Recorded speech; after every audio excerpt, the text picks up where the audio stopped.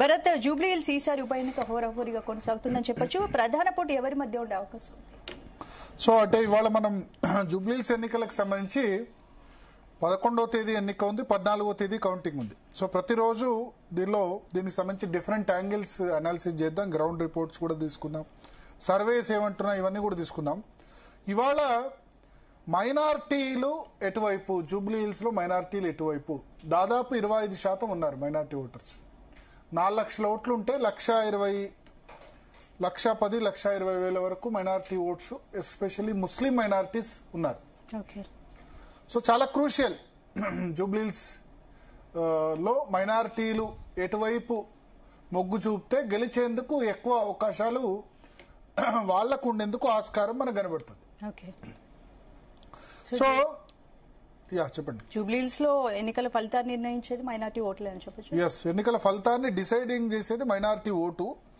అయితే ఇప్పుడు దీనిలో నేను చెప్తాను, దీనిలో ఎంవై ముస్లిం యాదవ్, జనరల్గా ఏంటంటే ఈ ముస్లిం యాదవ్ ఓట్లు ఎక్కడ అంటే బీహార్లో, ఉత్తరప్రదేశ్లో ఎంవై ఓట్లు చాలా కీలకంగా వ్యవహరించేవి. ఇప్పుడు ఆర్జేడీ ఉంది, లాలూ ప్రసాద్ యాదవ్ ఉన్నారు. ఆయన ఏం చేసేవాళ్ళు, ముస్లిం యాదవ్ ఎంవై ఓట్లతో ఆయన అధికారంలోకి వచ్చేవాళ్ళు. జనతాదళ్ జనతా ఉన్నప్పుడైనా, తర్వాత ఆర్జేడీ రాష్ట్రీయ జనతాదళ్గా ఆయన కొంత సొంత పార్టీ పెట్టుకున్నా సరే. ఆ తర్వాత ములాయం సింగ్ యాదవ్ను కూడా ఎంవై అని అంటారు, పేరులోనే ఉంది ములాయం సింగ్ యాదవ్ ఎంవై, ముస్లిం యాదవ్ కాంబినేషన్.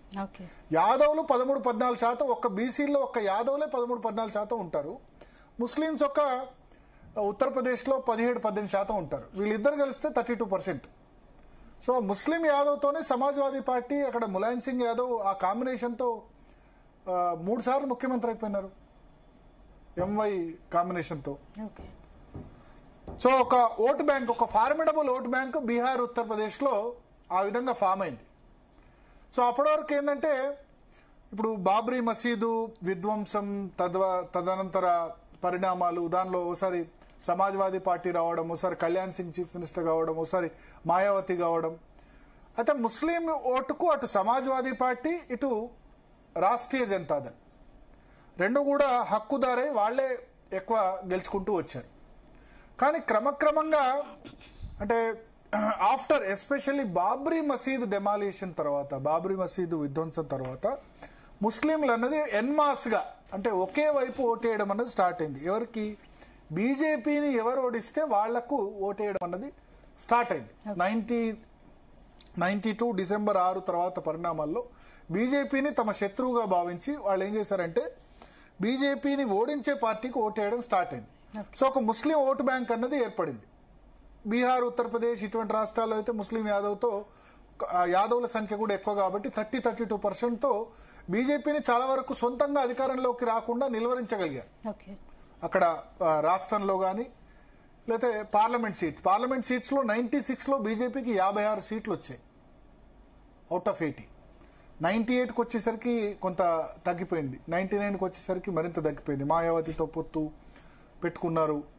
2004-2009లో అయితే భారతీయ జనతా పార్టీ కేవలం 10 పార్లమెంట్ సీట్లే వచ్చాయి అవుట్ ఆఫ్ 80. బికాస్ అటు ముస్లిం ఓటు రాలేదు, ఇటు వేరే బ్రాహ్మిన్ ఓటు లేదా అప్పర్ క్యాస్ట్ ఓటు కూడా రాలేదు. అయితే ముస్లింలకు వ్యతిరేకంగా భారతీయ జనతా పార్టీ ఏం చేసిందంటే యాదవేతర ఓబీసీలు, యాదవ్ కాకుండా ఇతర ఓబీసీలు అంటే ఇప్పుడు ఉమాభారతి ఉన్నారు, కళ్యాణ్ సింగ్ ఉన్నారు, వీళ్ళంతా లోద్ కులస్తులు. రాజాసింగ్, మన దగ్గర రాజాసింగ్ కూడా లోద్ కులస్తులు, వాళ్ళు కూడా ఓబీసీలే. కుష్వాహాలు, మౌర్యాలు, చాలా మంది ఇతర యాదవ్ కాకుండా ఇతర ఓబీసీలు, వాళ్ళను బీజేపీ ఎంకరేజ్ చేయడం మొదలుపెట్టింది. సో ఎందుకు చెప్తున్నానంటే ముస్లిం ఓటు బ్యాంక్ అన్నది ఒక దేశవ్యాప్తంగా ఒక ప్యాటర్న్ ఆఫ్టర్ 1992 డిసెంబర్ 6 నుంచి స్టార్ట్ అయింది. అంతకుముందు ఉండేది మోస్ట్లీ కాంగ్రెస్ పార్టీకే ఓటేసేవాళ్ళు. కానీ బాబ్రీ మసీద్ విధ్వంసం తర్వాత అక్కడ అప్పుడు ప్రధానమంత్రిగా పివి నరసింహారావు ఉన్నారు, కాంగ్రెస్ పార్టీ అధికారంలో ఉన్న తర్వాత వాళ్ళు రీజనల్ పార్టీల వైపు కూడా మొగ్గు చూపడం స్టార్ట్ చేశారు. ఎందుకంటే రాజీవ్ గాంధీ ఆల్సో సాఫ్ట్ హిందుత్వ ఆయన అది చేశారు.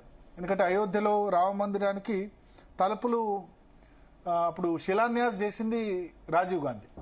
తర్వాత పివి నరసింహారావు ఆయనలో బాబ్రీ మసీద్ విధ్వంసంతో ముస్లిం ఓటు బ్యాంక్ అన్నది రీజనల్ పార్టీస్కు ములాయం సింగ్ యాదవ్, లాలూ ప్రసాద్ యాదవ్ ఇట్లా ఆ రాష్ట్రాల్లో ఎవరుంటే వాళ్ళ వైపు షిఫ్ట్ అవ్వడం ప్రారంభించింది, కాంగ్రెస్ కాకుండా.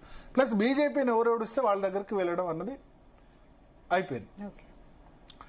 సో 2004, 2009 ఇవన్నీ నేను ఇన్సిడెంట్స్ ఎందుకు చెప్పానంటే అప్పటి వరకు ఏంటంటే ముస్లిం ఒక దాని ఏమంటారంటే వీటో, ఐక్యరాజ్య సమితి భద్రతా మండలిలో వీటో అంటే ఐక్యరాజ్య భద్రతా మండలిలో ఐదు దేశాలకు వీటో పవర్ ఉంటుంది.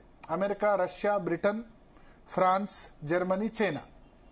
వీళ్ళు ఏదన్నా బ్లాక్ చేయొచ్చు. మిగతా ఎన్ని దేశాలు చేసినా సరే ఒక్క దేశం బ్లాక్ చేసినా అది వీటో ఇంకా ఆగిపోతుంది. భద్రతా మండలిలో శాశ్వత సభ్యత్వం ఉన్న దేశాలు. సో అట్లాగే ముస్లింలు లేకుంటే వాళ్ళు ఎంత ఓటన్నా తెచ్చుకోరు కానీ పవర్లోకి రాకుండా వచ్చే పరిస్థితి. ఇప్పుడు భారతీయ జనతా పార్టీకి 99లో వాజ్పేయి హయాంలో ఎన్ని సీట్లు వచ్చాయి? 180 హైయెస్ట్. 96లో 156, 98లో అదే 150, 160, 2004లో 130. అబ్సల్యూట్ మెజారిటీ 2014 వరకు కూడా రాలేదు. దానికి కారణం ఏంటంటే ముస్లిం ఒక ఓటు బ్యాంకు అయితే కాంగ్రెస్కో లేకపోతే రీజనల్ పార్టీస్కో ఓటు వేయడం అన్న స్టార్ట్ అయింది. కానీ 2014లో నరేంద్ర మోడీ దాన్ని తిరగ రాశారు. ముస్లిం ఓటు బ్యాంక్ ఎట్లా ఉంటుందో దానికి యాంటీగా రివర్స్ పోలరైజేషన్ స్టార్ట్ అయింది. హిందూ ఓటు బ్యాంకును కూడా కన్సాలిడేట్ చేశారు. అందుకనే భారతీయ జనతా పార్టీ చరిత్రలో 2 సీట్ల నుంచి 281 సీట్లు తెచ్చుకున్నారు 2014లో. 2 to 281 సీట్స్. అది ఎట్లా సాధ్యమైంది? 20% ముస్లిం, 18%, 20% ముస్లిం ఓటు ఉంటే దాని రివర్స్గా 80% హిందువులు ఉన్నారు కదా, మరి మీరెందుకు కన్సాలిడేట్ కాకూడదు అని అటు డెవలప్మెంట్ ప్లస్ హిందుత్వ రెండు నినాదాలతోటి 36-37% ఓటు తెచ్చుకొని 2014లో 281 సీట్లు నరేంద్ర మోడీ తెచ్చుకోగలిగారు. అప్పుడు రాజకీయ పార్టీలు అన్ని కూడా ఆశ్చర్యపోయాయి, బీజేపీకి సొంతంగా మెజారిటీ రావడం ఏంటి. ఎందుకంటే 272 is magic figure, 272 magic figure, 543 Lok Sabha ఉంటే. 1984 తర్వాత 1984 నుంచి 2014 వరకు 84లో రాజీవ్ గాంధీకి ఎన్ని సీట్స్ వచ్చాయి? 416 సీట్లు వచ్చాయి. అది హైయెస్ట్.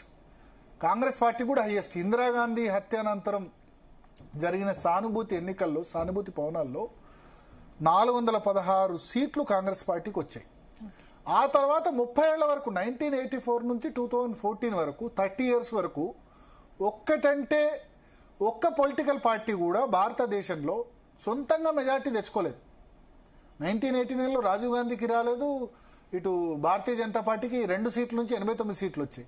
దాంతో వీపీ సింగ్ ప్రైమ్ మినిస్టర్ అయ్యారు మధ్యలో, జనతా పార్టీ బీజేపీ అందరు కలిసి. తర్వాత చంద్రశేఖర్ అయినారు. 91లో కాంగ్రెస్ పార్టీకి ఫుల్ మెజారిటీ రాలేదు, నరసింహారావుకు 231 సీట్స్.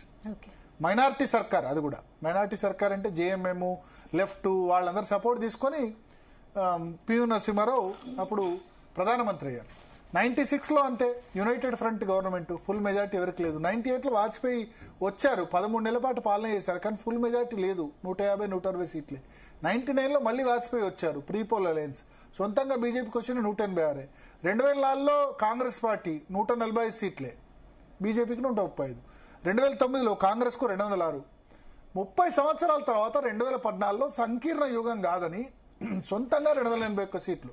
2019లో సొంతంగా 300 పైచిలకు సీట్లు, 281, 303 భారతీయ జనతా పార్టీ సొంతంగా. ఎట్లా సాధ్యమైంది అంటే మీరు ముస్లింలంతా ఒకవైపు ఓటేస్తే మేము హిందువులంతా కూడా ఒకవైపు ఓటేస్తామన్న రివర్స్ పోలరైజేషన్ టాక్టిక్ తో అది సాధ్యమైంది. అప్పటి వరకు ఏముండే 2014 వరకు కూడా ఒక ఓటు బ్యాంక్ అంటే ముస్లిం ఓటు బ్యాంక్ కోసం అటు కాంగ్రెస్ రీజనల్ పార్టీస్ ప్రయత్నించాయి. బట్ ఈ భారతీయ జనతా పార్టీ జరిగిన 2014-19 పరిణామాల తర్వాత అందరూ కూడా హిందువుల మీద నెగటివ్ స్టేట్మెంట్ ఇవ్వడం అన్నది మిగతా పార్టీలు ఏదో ఒక విధంగా, సరే ముస్లింలు అప్లీజ్మెంట్ చేసుకుంటే చేసుకోండి, హిందూ అప్లీజ్మెంట్ కూడా ఏదో విధంగా చేయాలి. రాహుల్ గాంధీ శివాలయాలకు వెళ్ళడం, అరవింద్ కేజ్రీవాల్ కరెన్సీ నోటు మీద మీరు గణేషుని బొమ్మ ముద్రిస్తామని చెప్పడం, హనుమాన్ పూజ చేయడం, ఇట్లా ఏ రాజకీయ పార్టీ అయినా, కేసీఆర్ యాదాద్రి టెంపుల్ నిర్మాణం చేయడం, యజ్ఞ యాగాలు చేయడం, ఇవన్నీ కూడా ఏంది ఒక ఇండైరెక్ట్ గా అప్పీల్. సాఫ్ట్ హిందుత్వ మిగతా రాజకీయ పార్టీలు కూడా చేయాల్సిన పరిస్థితి వచ్చింది. దట్ ఈస్ బికాస్ ఏంటంటే హిందువులకు సంబంధించి కూడా ఒక ఓటు బ్యాంక్ ఉందని. ఇక్కడ మనం జూబ్లీ హిల్స్ బై ఎలక్షన్ సందర్భంగా మనం ఎందుకు